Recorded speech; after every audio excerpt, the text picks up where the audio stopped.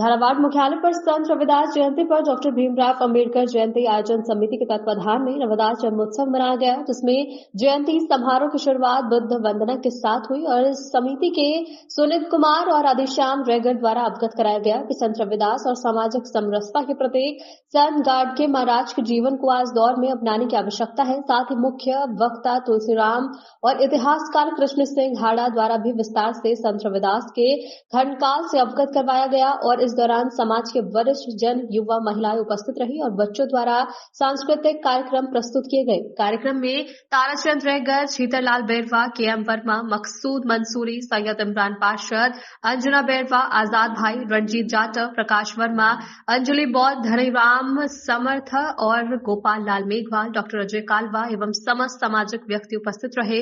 कार्यक्रम के अंत में प्रतिभावान बच्चों को पुरस्कृत किया गया और संचालक पवन वर्मा द्वारा किया गया।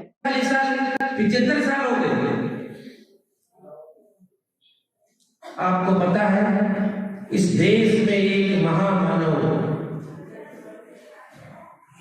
साहब काशीराम जी जन्म नहीं लेते तो शायद आप और हम इस देश में बाबा साहब का नाम भी जानते नहीं।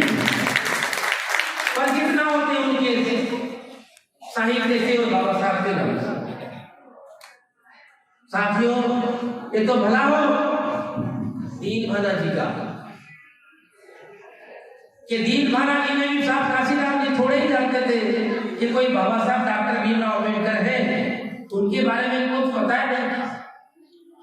लेकिन ये दीन भाना जी की बदौलत साहब काशीराम जी इस देश में बाबा साहब कोई नहीं, हमारे सारे महापुरुषों की इस देश में उनके नाम की प्रतिमाएं, उनके नाम के कॉलेज, उनके नाम की यूनिवर्सिटियां।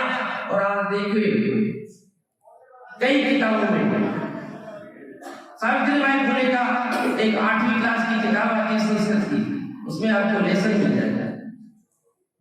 फातिमा सेठ का तो नहीं है, लेकिन आंध्रा में 8वीं क्लास की किताब में आंध्री भाषा में फातिमा सेठ का लेसन भी आज मिलता है। लेकिन क्या आपने बाबा साहब का लेसन देखा है? महापुरुष रहे जो फिर भी आप सब लोगों की नजर में आ गए और आप सबसे पहले जिन्होंने इतिहास लिखा, जो समझदार लोग थे, उन्होंने उनकी नजर में ही आ गए। तो आज हम लोग इनको देख रहे हैं।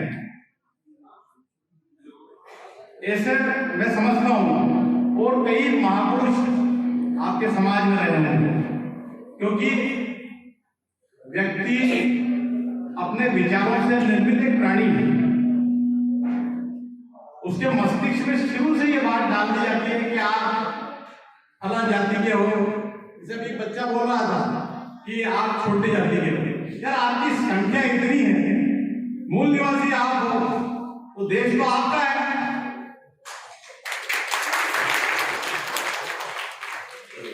देश आपका है। आदिवासी भाई हैं, अगर भारत की हम शुरू की कल्पना देखेंगे तो मानव जाति जंगलों के अंदर से पत्थर मार के हम लोग शिकार करते थे और पत्थर से आग का आविष्कार हुआ, ऐसा हमने बचपन में पढ़ा है। तो आदिवासी लोग और जो मूल निवासी हैं तो देश तो आपका है। लेकिन हुआ क्या? हुआ ये कि जैसे आज डॉक्टर भीमराव अंबेडकर साहब बुक लिखकर चले गए,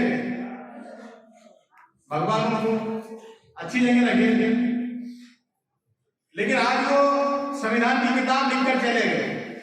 अब किताब तो अपने आप खोलेगी नहीं, तो देश को चलाने के लिए एक सिस्टम बना हुआ है। वैसे उस समय भी राजाओं की व्यवस्था थी।